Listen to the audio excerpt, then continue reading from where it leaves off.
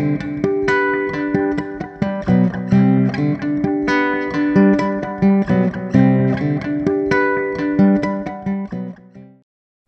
I'm Karen Zuckney with Take 5 Video for Healthcare Packaging and Packaging World. This week, I'm at the 2022 ISTA Forum, including TempPack and TransPack in San Diego. And this is an event for the packaging community to come together to tackle challenges, explore best practices, discover trends, and shape the future of transport packaging.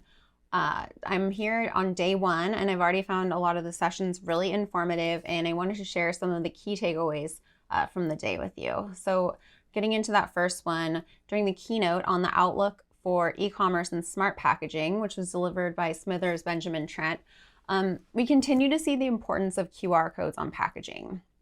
So not only do they minimize packaging real estate needs, but they supply needed benefits in a lot of different areas. Now this includes supply chain information, ingredient and allergy lists, consumer education, product authentication, instructions for proper disposal or recycling, and more. And this is really feeding into that trend and that need that consumers have for real-time information.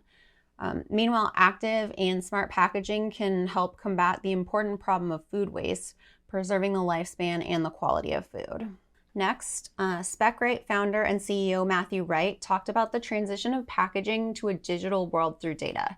So he highlighted that we have to create product and packaging data that computers understand. This is a major cross-industry issue that he likened to gathering the 10 smartest people in the world into a room in order to solve a major global challenge. But they don't speak the same language, and so nothing gets accomplished. So he's talking about companies building data sets that computers can understand. And this has really far-reaching implications. So it's not just solely an efficiency benefit, but he said that in order to make sustainable changes, you really need data to know the truth about your product, packaging, supply chain, everything. He highlighted that Gartner predicts that 90% of public sustainable packaging commitments won't be met by 2025. And he noted that it's not for lack of desire or trying, it's lack of data. And if we don't address the data issues, we won't jump the chasm to be sustainable. Now, he said we need products and packaging to speak the language of computers, and we do this by digitizing specification data. Now, let's get into some detail from this morning's sustainability panel featuring a number of leaders in the packaging community. Something that came up pretty quickly was that there's a huge gap right now in consumer education. Brent Nelson noted that in general, there's a lack of understanding about carbon. People tend to focus on plastics, understandably, because they're this tangible thing that comes through their door. But more education is needed for consumers to understand, packaging choices, life cycle analyses, and more. A given package may seem greener, but does it use more water or energy? These are things that consumers need to understand about the packages that are being chosen. Along those same lines, there was a strong focus throughout the panel on taking the customer or legislators along for the ride. So as Jonathan Quinn put it, we can develop materials, format changes, structure, but if we don't take them on the development ride, show the impacts of making a change, they're not going to understand. And while legislation can be a good and very needed facet in creating positive change, the packaging community has to present a united front and get legislators to understand the ramifications of what they're proposing. The panelists urge attendees to get involved in this effort. Next, AbbVie's Ryan Stolzenwald highlighted that when thinking about the consumer and user interacting with a sustainable package, keep the packaging simple. Make it intuitive so that they know immediately what it is and what to do with it.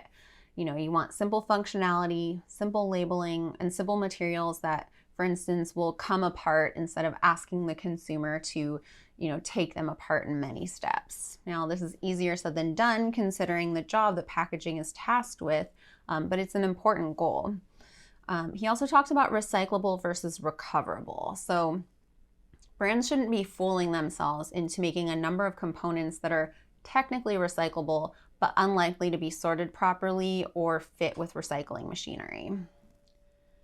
Dow's Joel Martin reminded attendees that financial institutions are looking at company ESG statements and that customers are approaching suppliers when looking for help with Scope 3 goals outside of their own organizations, which we'll get to in more detail in the forthcoming article. But I would say if you're not familiar with scopes 1, 2, and 3, in terms of sustainability, you can definitely look those up, and there's a ton of info on the web already. Next, Michelle Bryson hammered home the need to come to your OEMs earlier on. For materials at the leading edge of sustainability, it's going to take development time to ensure that they can run on the machines. There may be a different forming process needed, grippers may need alteration. There's all kinds of changes that might need to be made. Speed, costs, and technologies will vary, so the earlier that you collaborate with your OEM, the better. Now, these were just highlights from day one. Stay tuned for more details as I develop stories from the forum. Thanks, and see you next time.